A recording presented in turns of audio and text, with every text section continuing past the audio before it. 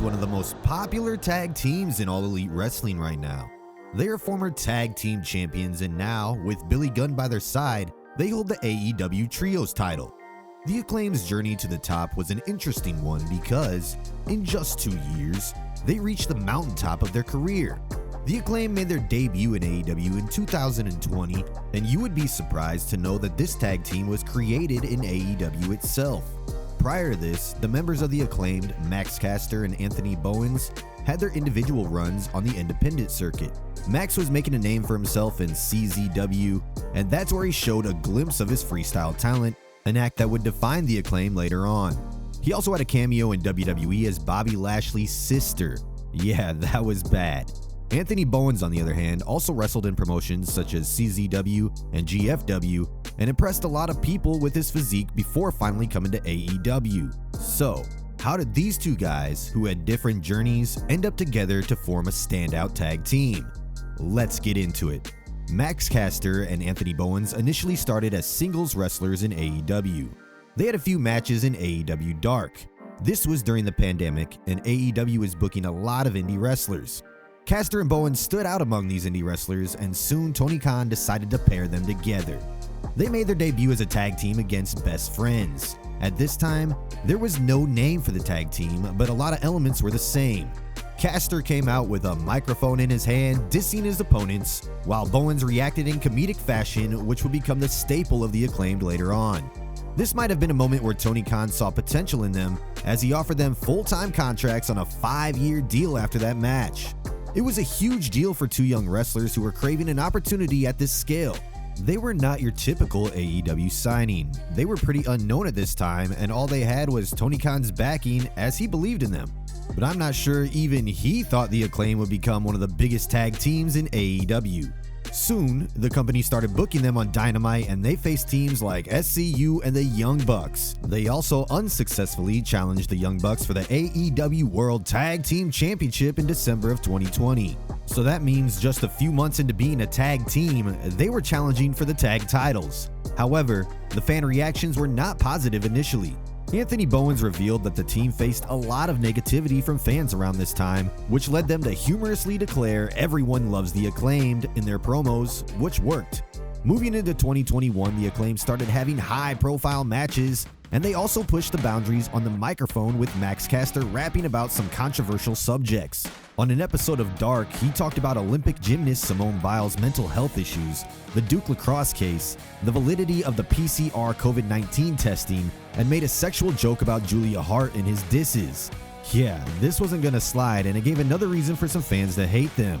Even Tony Khan did not like the rap, saying that this was terrible and that it should have been edited out from the show. Caster had to face the consequences, as he was suspended for 2 months, effectively putting the team on hiatus. This was probably for the best, however, as the Acclaimed was still a new tag team consisting of fresh talents, and they still had a lot to learn. Caster's suspension provided the team with valuable insights into what to say and what to avoid. Max finally returned to action at Dark Elevation on September 1st, and since then he hasn't been in trouble, so the suspension worked after all. Slowly, the audience began to connect with the Acclaimed, grooving to their infectious entrance theme and resonating with Caster's sharp verbal jabs. Starting in 2022, they aligned themselves with the Gunn Club, Billy Gunn and his sons, Austin and Colton Gunn, and this turned out to be better than most people imagined. Fans felt the connection between the obnoxious Gunns and the loudmouth Acclaimed.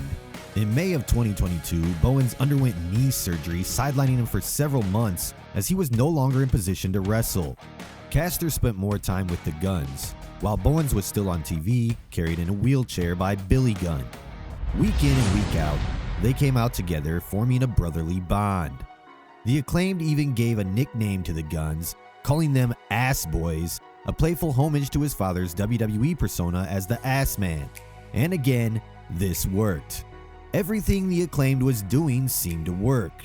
The Ass Boys thing took off, and even fans started chanting that during their matches. AEW had something with these two teams, and they capitalized on it. Upon Bowens' return to the ring, the alliance between the Acclaimed and the Gunns broke, sparking a heated rivalry. This culminated in an intense dumpster match held in August 2022, resulting in a victory for the Acclaimed. However, Billy Gunn was caught up between the two as he probably didn't want them to fight. This led to Austin and Colton Gunn to turn on their own father, but the Acclaim made the save from the brutal beatdown. The amount of respect shown by Caster and Bowens towards Billy Gunn led him to taking on the role of the Acclaim's manager. This was the final piece the Acclaim needed to get to the next level. Pretty quickly, they found themselves in a feud with the then tag team champions Swerve in Our Glory, Keith Lee, and Swerve Strickland. At All Out of that year, the Acclaim challenged for the tag team championships, and the fans had completely embraced him during their title match against Lee and Swerve. The audience vocally expressed their preference for the Acclaimed as their desired tag team champions, regardless of the fact that Lee and Swerve were also good guys at the time. They were unsuccessful at capturing the tag titles that night, but the reaction they got was enough to tell you that they were going to get their moment very soon. As expected, the Acclaim won the tag team titles on the September 21st episode of Dynamite from Swerve and Lee. 2 years after making their AEW debut as unknown wrestlers, Caster and Anthony Bowens were on top of the tag team division. That had to be a surreal feeling for them. People knew that the Acclaim would be the tag team champs one day, but no one expected it to happen this soon, and all of this happened because of good booking. They were strategically positioned in scenarios that highlighted their strengths while mitigating their weaknesses. They went on to have a strong reign as the tag team champs, defending the title against Swerve in Our Glory in the rematch, and also successfully defending the title against the likes of Private Party, The Butcher and the Blade, and the Varsity Blondes. They also started the "Scissor Me Daddy Ass" war cry, which once again proved to be a resounding success. They walked into 2023 as the tag team champs, but after a decent run of 140 days, they dropped the title to the Guns. Yeah, the Guns became their arch nemesis, and this is not the last time they would cross paths. We'll get to that later, but following this, the Acclaim started hunting for the Trios Championships, with Billy Gunn being their third partner. Tony Khan knew that the group had a lot to offer even after losing the tag titles, so he did the best thing he could and booked them for the Trios Championship. At AEW's biggest show in Wembley Stadium in London at All In, the Acclaimed and Billy Gunn won the Trios Championship by defeating the House of Black. And just like that, they were champions again. Although you might agree that the House of Black should have had a longer title run, no one can deny that the Acclaimed as the Trios champions just made sense. Their act with Billy Gunn was getting a lot of attention and was entertaining the fans, so it was probably for the better that they won this championship. Following this, Caster started developing a soft corner for the AEW World Champion MJF, and AEW began featuring the two in backstage segments. It started on social media with Caster replying on MJF's post and saying, quote, "MJF is my boyfriend," end quote. Yeah, they were teasing that storyline with both Maxes, and the most important thing was that it was entertaining.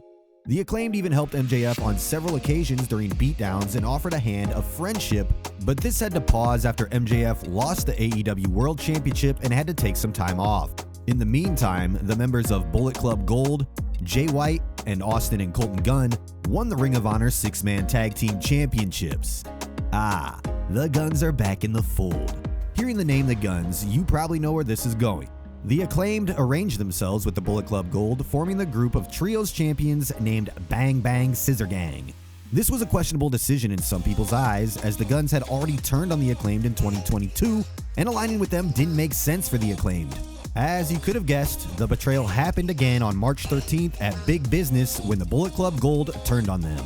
In their almost 4-year tenure with AEW, joining forces with the Bullet Club Gold stands out as one of the worst booking decisions. Nonetheless, it remains to be seen how things unfold, and we must let Tony cook on this one. Also, the Acclaimed have always thrived in whatever situation was put in front of them. There is no question they can make this storyline work too. They have formidable rivals in the Guns, and AEW can tell stories with them for years to come.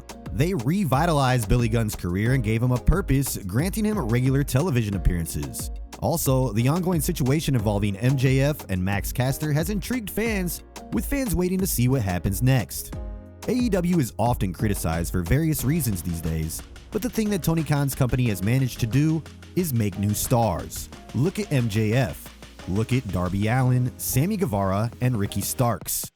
Now look at the Acclaimed, and you can say that they are also one of the success stories of homegrown talents in AEW.